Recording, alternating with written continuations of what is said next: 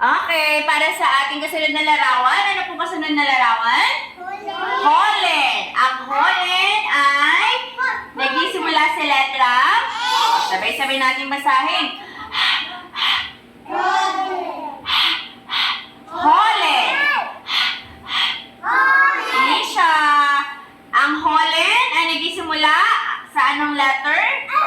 H. O, kasunod na larawan. Anong larawan ang kasunod? O, sabay-sabay.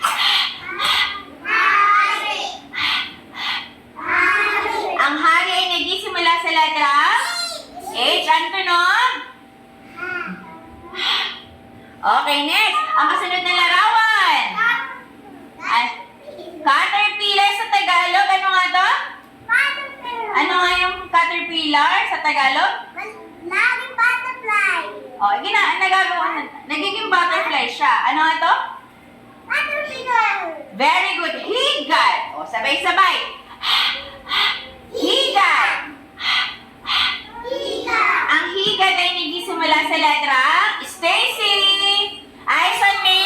I love you. Stacy. Di ka nakikinig. Josh. Okay, sabay-sabay.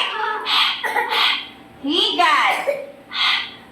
Higa. Ang higad ay nagsisimula sa letra A. So, kasunod na larawan. Ano kaya yan? Josh. Hagdan. Okay, very good. Hagdan. Sabay-sabay. Hagdan. Hagdan. Ang hagdan ay nagsisimula sa letra H. O, ngayon naman basahin natin mga bagay na nagsisimula sa letra H. Hikaw. Hari. Ano to? Oh, ano nga yung lagay ng ibon? Hawla. Ano po? Hito. Oh, etong tawag dito. Ano po?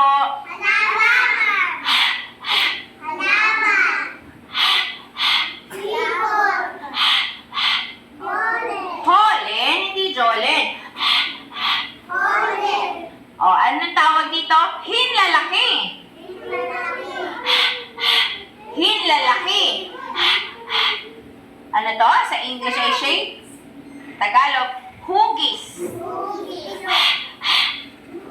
Hugis. Saan lahat nagsisimula yung binasa natin? Yun. Ano po ang tunog ng H?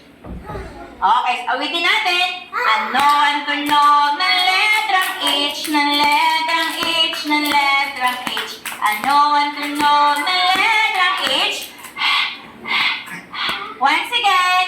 Ano ang tunog ng letrang H? Ng letrang H? Ng letrang H? Ano ang tunog ng letrang H? Okay, nag-enjoy ba?